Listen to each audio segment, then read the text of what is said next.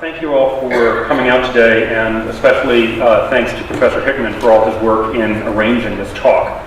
Obviously, I've been asked today to speak about my second book, The Regulation of Research with Human Subjects, and I'll get to the details, of course, but for those of you unfamiliar, the basic story here is that over the last half-century, governments, led by the United States, but also in other countries, have sought to protect people who participate in medical, psychological, or social research by imposing systems of oversight on researchers.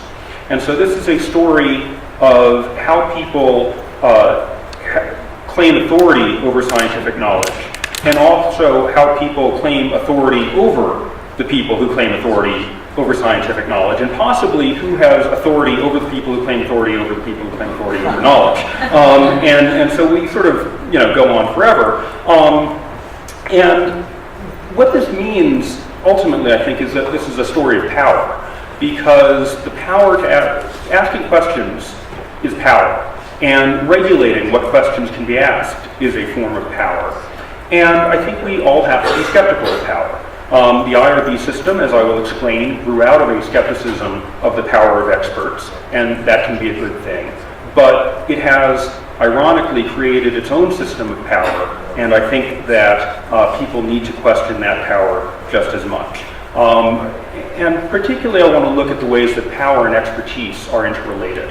I want to suggest that knowledge can be a dangerous thing, but that ignorance can be a pretty dangerous thing as well. And that gave me the title of the talk, Ignorance is Strength, reference, of course, to George Orwell's work, 1984. I think it would help to start with a concrete story. And the story I want to tell is of this fellow, Scott Atran, an anthropologist at the University of Michigan. And I think, whatever you think of Scott Atran, there's no question that he's an interesting fellow. He's got research interests going from Middle East ethnography to the natural history of lowland Maya, and then religion, and particularly interesting for our story today, he's become interested in terrorism, particularly the question of why people become terrorists. And to answer this question, why people become terrorists, he wanted to ask terrorists, why did you become a terrorist? Once you start asking questions of people, suddenly you're in the realm of the Institutional Review Board, or IRB, which is an institution at universities around the country set up to control the kinds of research that people do with other living beings. Now, what Atran wanted to do particularly is he wanted to talk to people who had attempted to be suicide bombers and who had failed and had been jailed as a result. For some reason, he could not talk to successful suicide bombers, so this was his second choice. And the problem that the IRB had was that these folks were in prison, in many cases in Indonesian military prisons, and they weren't sure that these people were freely choosing to talk to Atran. So they proposed a bunch of restrictions about lawyers being present and so forth, things that were simply inapplicable to Indonesian military prisons. And Atran was unable to do the work he wanted there. He also wanted to talk to people who had not tried suicide bombing, but were members of what he considered, or what others considered, terrorist groups. And again, the IRB told him, no, you might be infringing on their rights. If you do report them, you can't talk about specific organizations such as Hamas. You can't talk too much about these individuals' backgrounds. And Atran came to conclude that there were so many restrictions put on his research that he could not do what he considered vitally important research in helping us all understand how people become terrorists. Now, what interests me to this story is who was it who was in charge of putting these restrictions on Atran and regulating his work? And the chair of the IRB at the University of Michigan was this man, James Sayer, who was a psychologist. But I think it's pretty important to understand what kind of a psychologist Sayer is. Sayer is a psychologist of vehicles, basically. How people drive, and what kinds of windshield wipers are useful to them, and what kinds of windshields help them see the street better. He knows pretty much nothing about terrorism or Indonesian military prisons or any of the other kinds of things that Atran was working on. Now, to his credit, Sayer has both admitted this in print, that he has struggled to review this kind of work, and he does seem to have put in a good faith effort to find experts to advise him on how to advise ANPRM. But this is still a very strange system that we have, where in order for ANPRM, one of the world's experts on terrorism, to be able to conduct his research, he first has to get permission from a board that is led by someone whose research interests, however important to automobile safety, are very far removed from the question at hand. So what I want to do today is ask about this system where non-experts are put basically in charge of experts.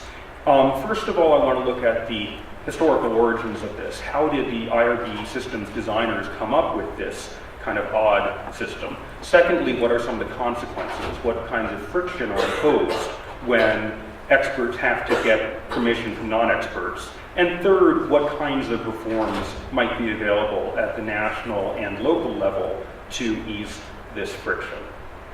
So I'll start with the history of the IRB system. Obviously, if you want to know this in detail, I have a book to sell you, but here I'll go through a few key points, particularly relating to this question of expertise.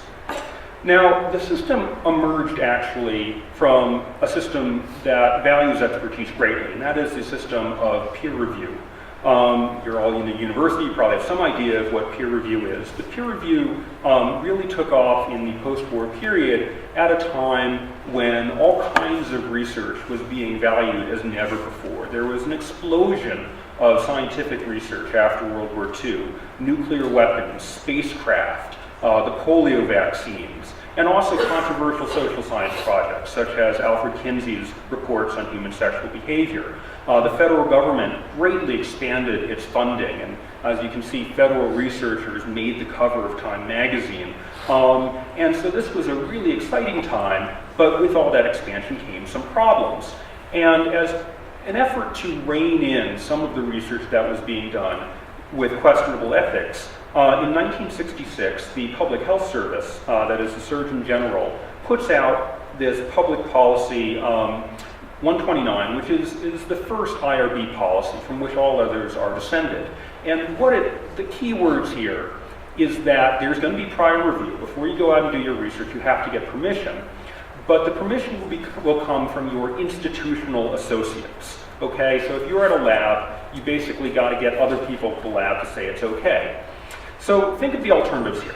The Public Health Service did not say we're going to do study group, NIH study group peer review, which is what they did for funding then and now. They're not going to say everyone send your proposals to a national board that will say yes or no. They didn't want to have things that centralized, nor did they want to pick a bunch of people off the street the way a jury system works, for example. No, they said we want expert, but we want local experts. And they thought this was a good compromise between being too central and being too reliant on non-experts. This system collapsed within a few years, most notably in the early 1970s. And a lot of things were going on in the early 1970s to challenge the question of the authority of these kinds of experts. Most significantly for our story, in 1972, Americans learned of the project widely known as the Tuskegee Syphilis Study, which for 40 years had Public Health Service researchers had observed syphilis in a few hundred African American men without treating them. The initial coverage exaggerated some of the details, but the truth was shocking enough, and it made people wonder if scientists were really morally capable of policing themselves.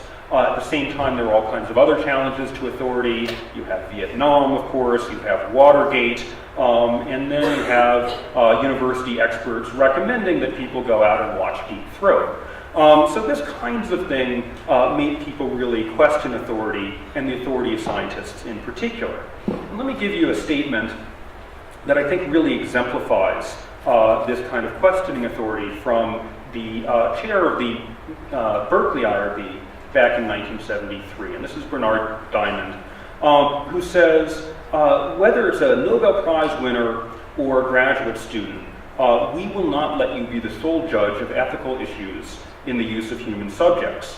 You must submit your report to a review committee, that is an IRB, and we will say whether it's right or not.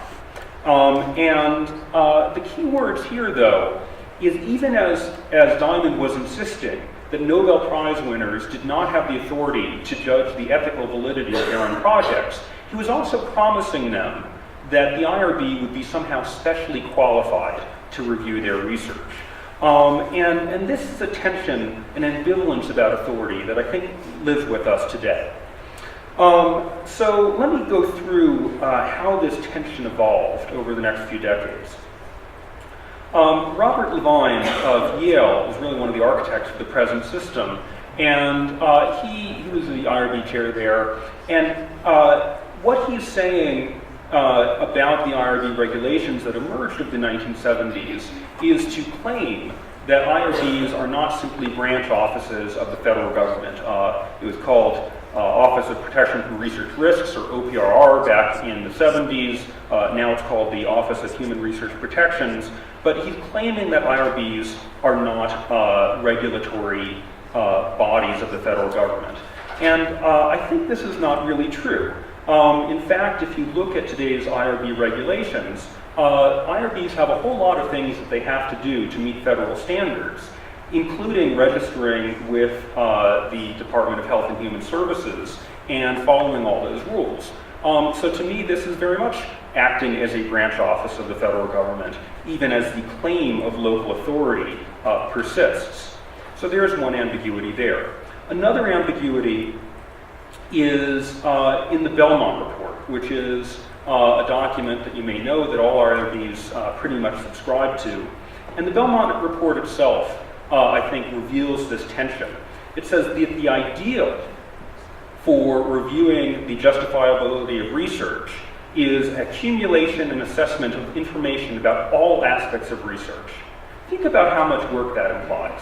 Okay, a case like Scott Atran, right, who wants to interview failed suicide bombers. That's a lot of work for a whole committee to assess all the relevant information that could go into that decision. So the Belmont Report says, well, that'd be really nice. At the same time, it says, but you don't really have to do that. That's the ideal. How close do you have to get to the ideal? We don't know. Okay? Another ambiguity showed up in draft regulations that were proposed in 1979 as a result of the same commission that wrote the Belmont Report. The 1979 draft regulations said that one of the things that an IRB would have to do, and it's number one here, is determine that the research methods are appropriate to the objectives of the research and the field of study. Okay, so the IRB was going to be tasked with deciding whether every research project had a correct method statement. And researchers went crazy about this. They protested this vociferously. They said an ethics committee has no business telling me that my science is good or bad. That, peer review for a grant, that's fine, but it's not the job of an ethics committee to tell me I'm doing the ethics wrong, or the methods wrong. And in fact, as a result of that protest, that provision was stricken, and it does not appear in regulations today. However, IRBs are required to consider the importance of the knowledge that may be reasonably expected to result from a study when they are weighing the risks and benefits, which is part of their regulatory responsibility. So the question here is, are IRBs supposed to evaluate the science or not? Well, yes and no. Another ambivalence in the regulations. And then one that really remains today is the question of whether scientists or non-scientists are supposed to be doing review. In 1974, Congress set up the National Commission for the Protection of Human Subjects of Biomedical and Behavioral Research, the National Commission for short. And it was an 11-member commission, of whom a majority were not human subjects researchers. Okay, 6 non-researchers, 5 researchers on that commission. Now, in practice, the scientists, I think, had a louder voice, but Congress itself was putting scientists in a minority role. And that continues not in that extreme, but in the regulations today. So when you are composing an IRB, you are not allowed to have only expert researchers. What the regulations do is they, this is I think, a good illustration of the tension. On the one hand, in green, what I've highlighted is a bunch of provisions in the IRB membership clauses that I think privilege the man in the street view, if we may. So you have to have members who reflect racial, cultural, and community attitudes. You have to have people who are primarily concerned with the welfare of subjects, that is, not with the product of the science. You can't have all men or all women. You can't have members of one profession. So if you want an all-anthropologist IRB to review anthropology, it's not allowed. You have to have non-scientists, for example, lawyers, ethicists, members of the clergy, and you have to have someone who is not affiliated with the university. All of those are saying, if you leave scientists to their own devices, they're going to get it wrong. Let's bring in a lot of other voices to oversee the scientists. At the same time, the same regulation promises that the IRB will have experience, expertise, that it will have professional competence, professional conduct, and will be knowledgeable in all areas that it reviews. Well, there you're privileging expertise. At the same time, you're privileging the non-expertise. And I think this, again, is a reflection of that ambivalence and a source of attention we have today. And particularly, it tries to meld this in this operative clause here. The IRB is supposed to promote respect for its advice. I think this is very hard for IRBs. If the person who's your audience believes in expertise, the presence of all those green clauses is going to diminish their respect for your board. If the person who's your audience is skeptical of expertise, then I think all the red clauses are going to diminish respect for your board. So the IRBs are put in a very difficult position right here in the regulations. So my point here is that really not from the very beginning in the 1960s, though to some degree, but particularly since the early 1970s, we have this ambivalence about expert authority, and that ambivalence remains in the regulations today and affects the work that IRBs do and creates a fair amount of friction. So let me move toward how the IRB system operates today and how it reflects that friction. There's not a lot of research and guidance from the federal government. So IRBs have a fair amount of discretion. Some of them use it wisely and some of them do not. A major grievance of researchers is that boards lack the expertise necessary to do the work of weighing benefits and risks. And again, I just don't think this is surprising structurally. If you think of all of the work that is done in a modern university, all the kinds of research from windshields to terrorism and all the rest, how is any group of half a dozen or a dozen people supposed to know what goes on? And so as a result, a lot of people who have looked at IRBs find that they do not do everything the regulations ask for them. So Maureen Fitzgerald, who's looked at IRBs and ethics committees in several countries, finds that they are susceptible to what she calls folk devils and moral panics, worst case scenarios, where people on the IRB start imagining everything that can go wrong and sort of lose track of the likelihood that that will happen. A very common example of this concerns consent forms.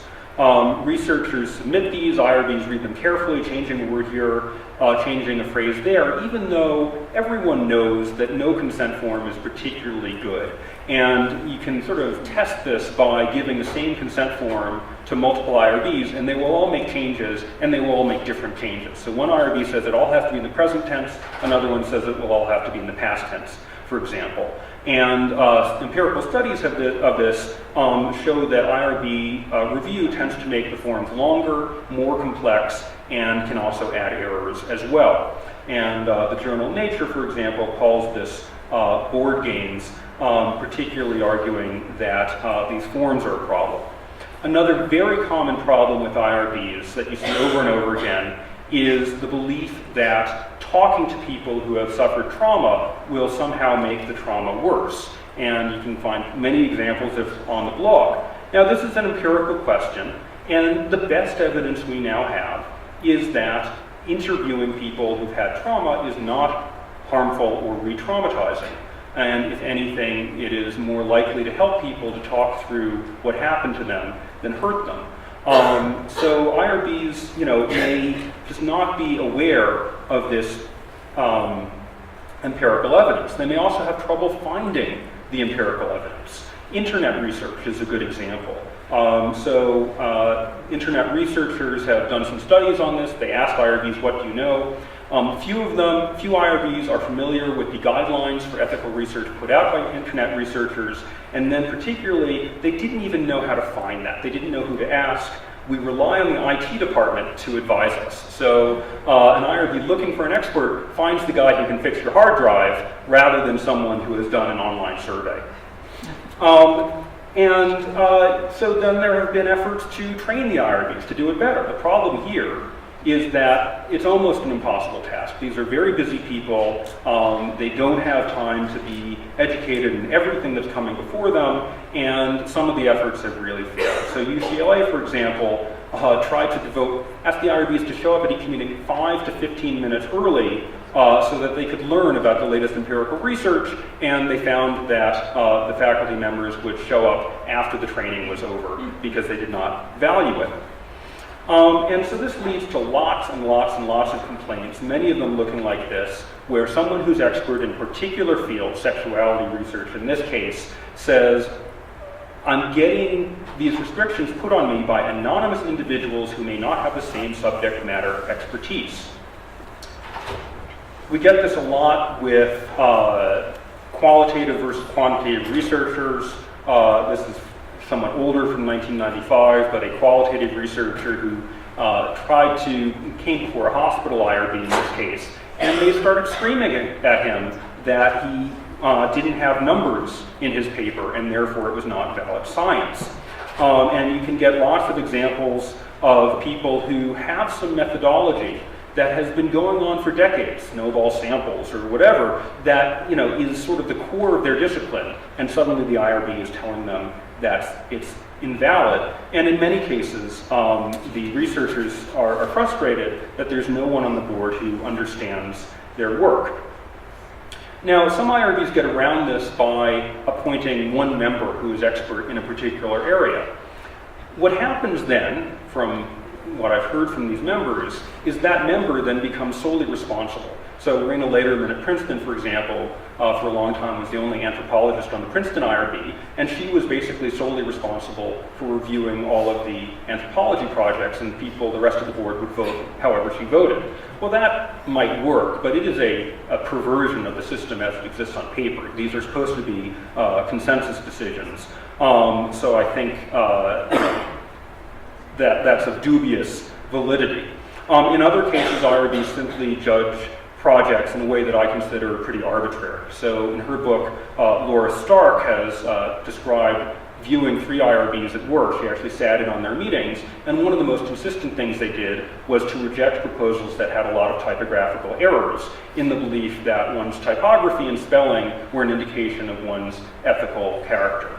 And, well, look, this has been defended. You can find comments on this. I think that not only is this arbitrary, but it's actually discriminatory, because a researcher whose second language is English is going to make more spelling errors than someone whose first language is English, even though they may have equal moral character. So I think IRBs are reviewing what they can rather than reviewing what they should in some cases.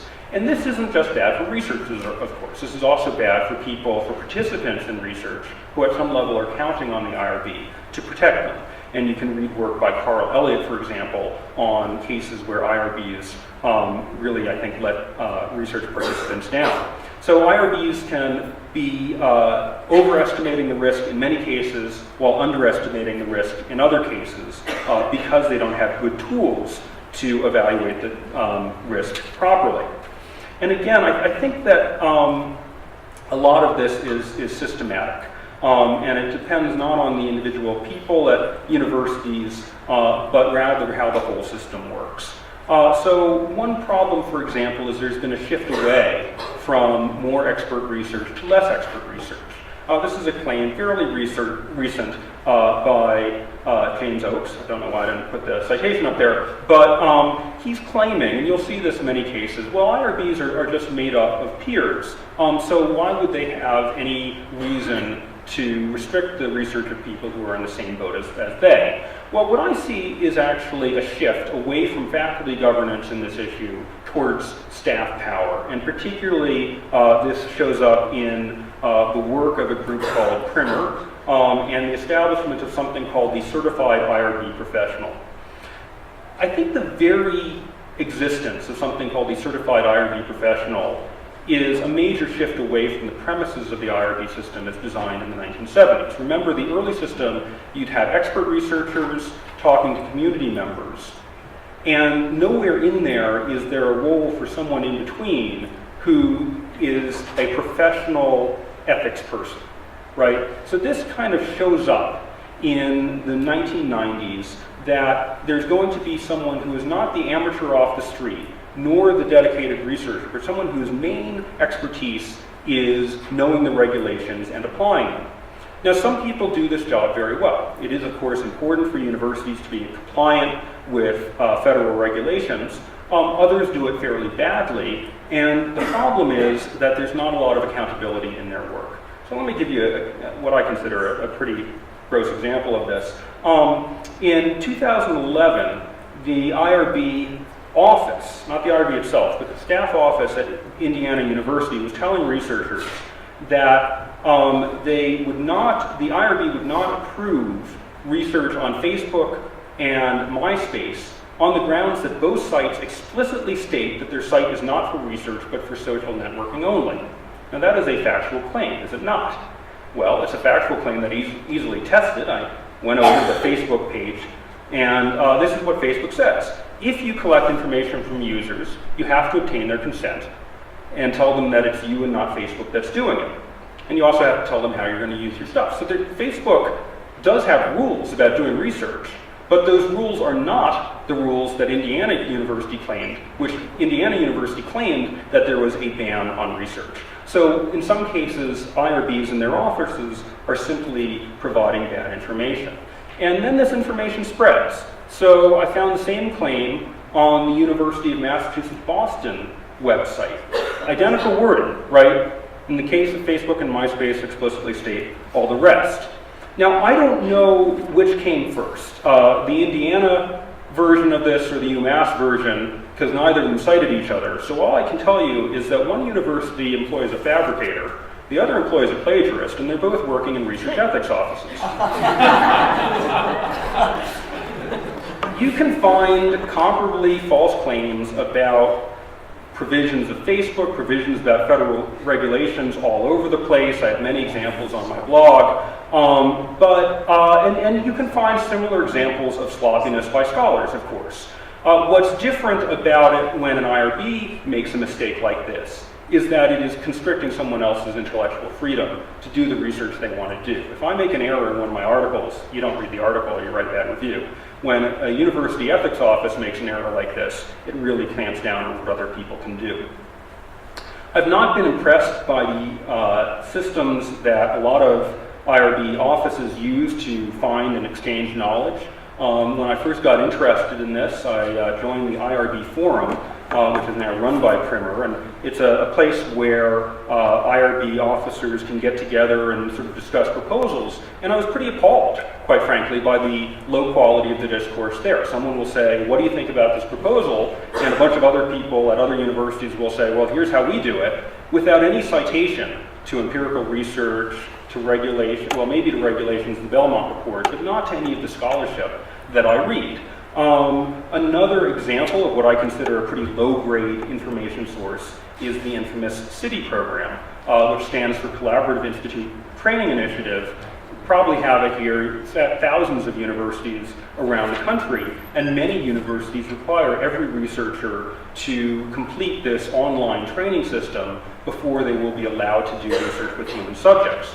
The problem with this is that a lot of the information here is incomplete or even wrong. So this was a paragraph here that I read this was sort of early in my research. A close reading of the regulations will find mention of research methods in the social and behavioral sciences and humanities, including surveys, interviews, focus groups, oral history, etc. Well, a close reading of the regulations will show no such thing. This is simply false. There is a document that goes along with the regulations in 1998, but those are not the regulations, and the author of this, whose training I believe is in nursing, simply made a mistake. And yet this is the required training from my university and many universities around the country. And many conscientious researchers who care a great deal about research ethics are driven crazy by having to complete this training. This is a psychologist out of the University of Oregon who objects to the way that people like Milgram and Zimbardo, whose work is controversial, to be sure, have been compared to Nazis and the Tuskegee scientists by this training. Another researcher also at Oregon compares it to being force-fed a high-fat, low-nutrition meal at McEthics, right? It's cheap, it's easy, you know what you're going to get, but it's not good for you. And Ronald Bayer, who's actually a professor at the Center for History of Ethics and Public Health at Columbia, okay, who's one of the leading scholars of research ethics, has this to say. I listen to people talk about taking these online tests, and they talk about it the way Russian social scientists used to talk about having to learn the right Marxist doxology at the old Soviet Union. And just to, in case anyone missed the point, he called the CITI program mortifyingly stupid. Now, CITI claims that its customers are satisfied, but independent surveys at the University of Connecticut and the University of Michigan suggest that at least a third of researchers regard this training as a waste of time. Now, again, I'm critical of IRBs and of some human protection staff, but I do not blame them for the bulk of today's problems. I see federal regulators as having put them in impossible situations. For example, the reason the CITI program exists is that the federal government spits out all these requirements without providing better resources for meeting those requirements or even sensible guidance on how to understand them. And instead, for decades, the federal government has been discussing the problems of IRBs without doing anything serious to address them. And in fact, I would say the federal government has produced a lot of pseudo-expertise. There have been a lot of commissions over the last years. So starting with the National Commission in 1974, we had the President's Commission, replaced by the National Bioethics Advisory Commission, the NERPAC, the President's Council, now the President's Commission on the Study of Bioethical Issues. We have a lot of books coming out.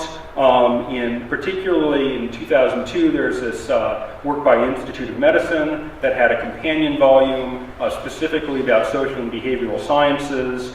And you might think that there was, in fact, a sustained federal effort to continuously improve the system. But I would argue that that's largely an illusion. What you get in many cases is admissions that we don't know very much. So this is, again, this 2002 book. We were trying to do quality improvement here, but we were stymied by the lack of empirical data and the scant formal knowledge about how protection programs can be improved. And that companion report on the behavioral and social sciences said pretty much the same thing. There's little available systematic information, data are scant. Okay, so we've had this system in place, depending on how you date it, from 1966, 1971, 1974. I can give you various dates, but we've had this system in place for decades. And we know, as a nation, very little about how it's working and how it could be made better. Moreover, even if these various commissions did have more knowledge, they have very little power to change the regulations.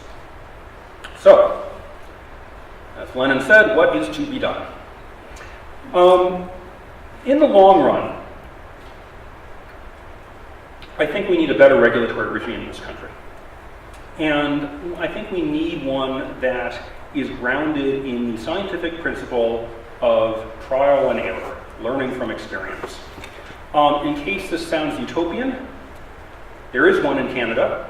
What Canada did was they came out with their first Tri-Council policy statement in 1988. Now, Tri-Council right there, what does that mean? They've got three different groups. The Health Council, which is vaguely analogous to our NIH, a Natural Sciences and Engineering Council, kind of like the NSF, I guess, and then a Social Science and Humanities Council, kind of like the NIH, the National Endowment for Humanities, if the National Endowment for the Humanities had any money.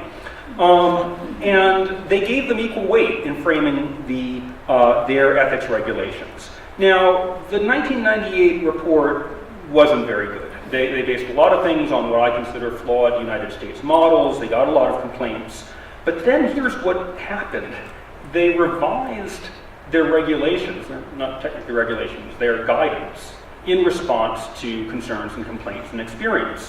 So they do multiple revisions of that first edition, and then they come out with an entirely new second edition in 2010. And the 2010 edition, again, nothing perfect here, but a lot better than the 1998 edition or anything we have in the United States. So in particular, the 2010 edition has an entirely new chapter, Chapter 10, specifically on qualitative research.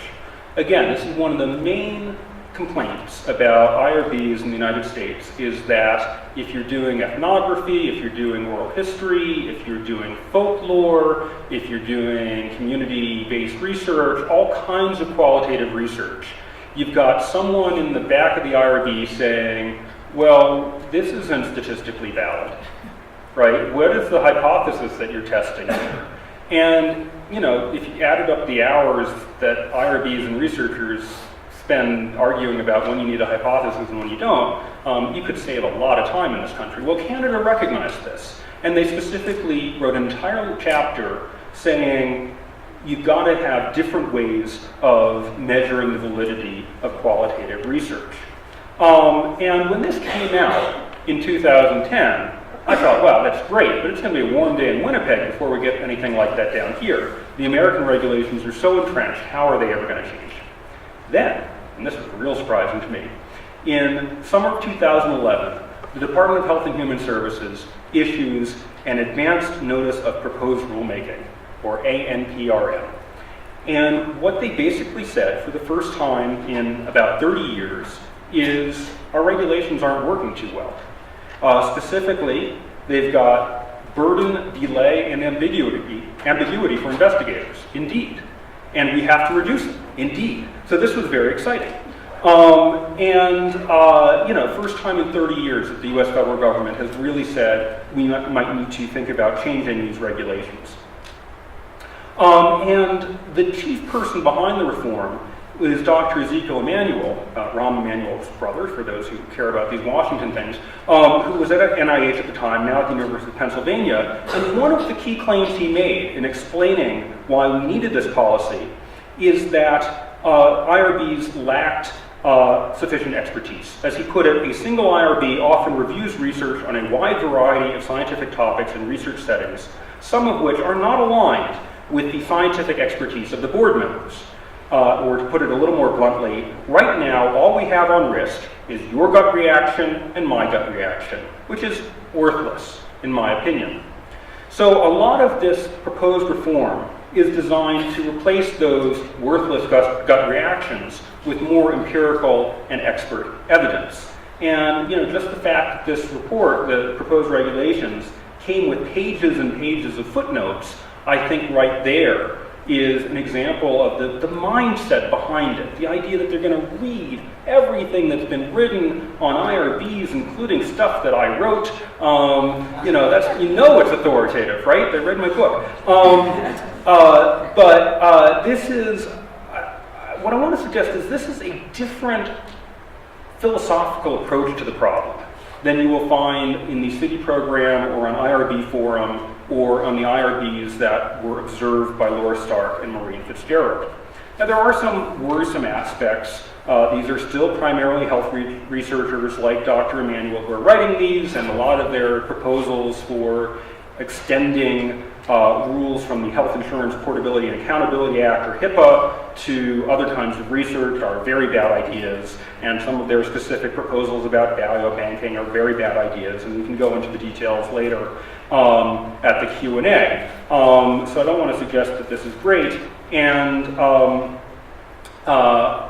if you want more details, this is a screenshot I did a few months after. There were more than 1,100 responses to this. What they do is they publish in the Federal Register and they say, anyone in the world, give us your feedback. And they got 1,100 responses, some of them very wise, some of them not so much.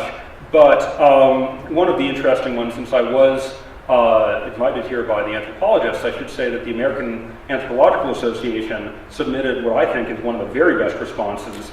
And what it basically says in 3 words, leave us alone. The American Anthropological Association has got a long history with IRBs, but in their response to this proposed notice, what they said is the regulations should cover human experimentation and biomedical procedures and not try to cover ethnography. So it's really interesting to see how, at the official level, the AAA is pretty fed up with the system as it now operates. Now, I don't know if the proposed advance notice of proposed rulemaking will lead to an actual new rule. Some people think the process is dead. Some people think it's still alive. I live near Washington, but I'm not tied in enough to give you any inside dope on that. So don't hold your breath too long. In the meantime, I think there are things that, I do want to say, however, that if the regulatory throttle were opened up a bit, there would be ways that we could enact reform that would not completely abolish any kind of oversight.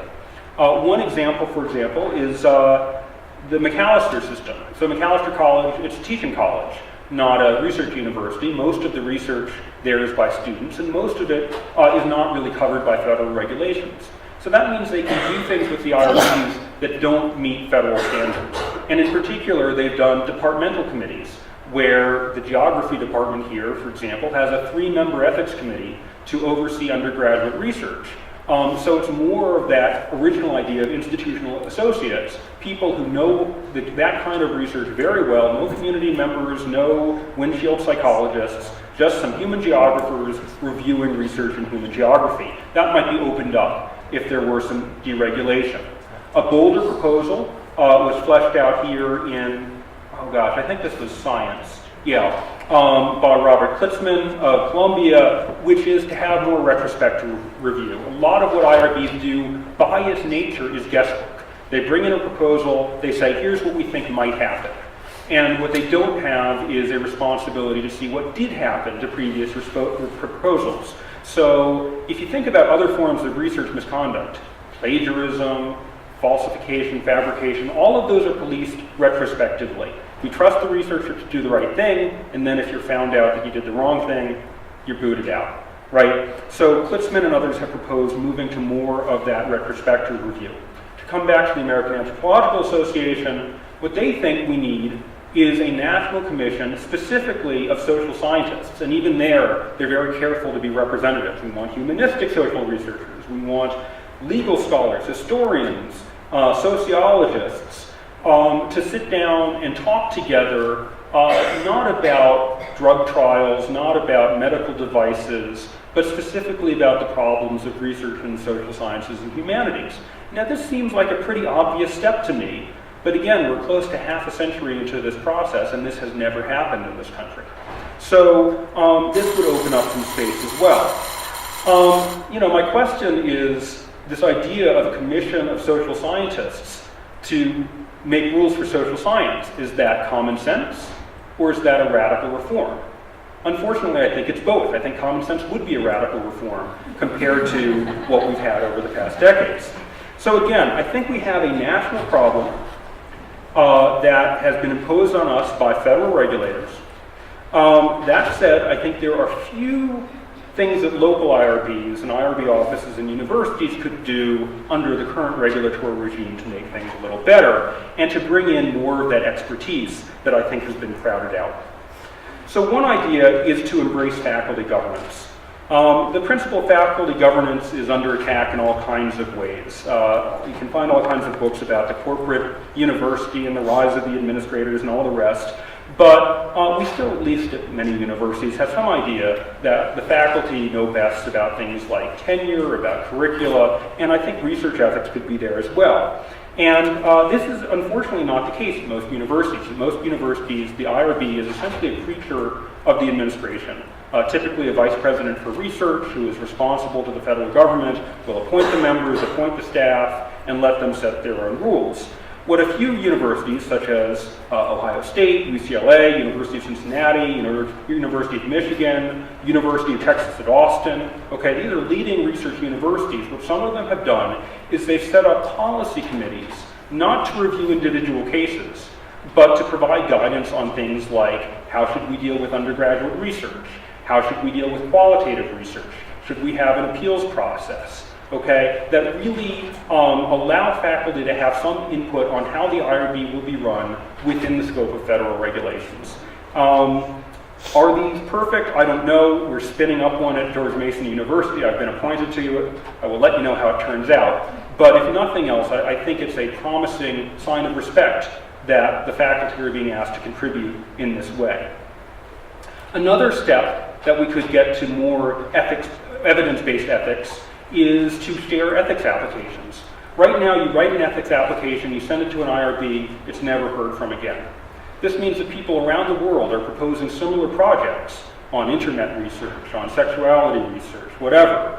And the IRBs are reviewing them in their own silos without any kind of international conversation, the way we would have in journals or other forms of scholarship. Now, Martin Tolich at the University of Otago in New Zealand has set up what he calls the Ethics Application Repository, abbreviated TEAR. I don't know if that's tear, like you're crying, or tear if you're ripping things up. He's from New Zealand, so he says it's tat or something like that. But anyway, and this just launched, I think, in the fall, but you can go on there, and some people are sharing their applications. And I think this idea, I mean, this is what we do for methodologies all the time, right? If you're going out to do a scientific project, you read someone else's bibliography, you read their methods section, and you emulate it and adapt it to your own work. Why don't we do this with ethics applications? A third step that you can do is provide alternatives to the CITI program. Okay, there's no reason that you have to have every researcher go through the CITI program. That's not a federal requirement. It's not even a requirement to have any training, but certainly you can provide alternative training. So Macquarie University in Australia, for example, set up an online training system specifically about, well, they say social sciences and humanities. Really it's about ethnography, and really it's about anthropological ethnography. But the principle is there, that instead of reading about medical experiments or medical studies like syphilis in Alabama, researchers are asked to read about current ethical debates in their field, like the human terrain system in the Army and things like that. So at Princeton, they've got another system like this, but the point is the CITI program, I think, really antagonizes a lot of researchers who care deeply about ethics. Giving them the opportunity to do more relevant training can provide a lot of help. And then finally, perhaps most importantly, is just to base IRB decisions on empirical research. This idea is not new. This is, 15 years ago, a federal working group said, just don't make up risks. You need to figure out what risks are realistic and base your restrictions on there. In 2006, some people created the Journal of Empirical Research on Human Research Ethics. So every, 4 times a year, I think they publish, you get lots of information about what kinds of projects have proven problematic and what kinds of projects have not proven problematic. I think it would be great if every IRB member read this journal and knew the relevant work. And most recently, there's this great article that came out about a year ago, a framework for evidence-based research ethics review. So doctors have been working through what they call evidence-based practice for 20 years now. This is a proposal to adopt what basically is a 5-step process of asking what are the questions, how would we research those, but all of it comes back to not basing IRB decisions on gut reactions, but saying to the researcher, hey, have you read this article? Because here's what happened when that other person did Facebook research. Or the researcher saying to the IRB, here's what happened when this other researcher did Facebook research, it wasn't a problem, can I do the same thing? Footnotes, right? We all love footnotes. At least I love footnotes. Why can't footnotes be part of an IRB system? Unfortunately, they haven't been. And the authors of this article conclude that the culture of IRB review and decision-making must change simply to align it with that scientific method that we all use in other parts of the university. So these are various ideas for reform. What I want to suggest is that they all have one thing in common, which is to swing the pendulum back a little bit towards expertise rather than that jury model of bringing in people off the street and having them use their gut reactions. Oversight is a good thing. I'm not suggesting that we leave researchers alone to do whatever they want without any oversight, but oversight can also become problematic, can get in a rut, and even be abused. So I think it's not enough to question authority. I think we also have to question those who question authority. Thank you.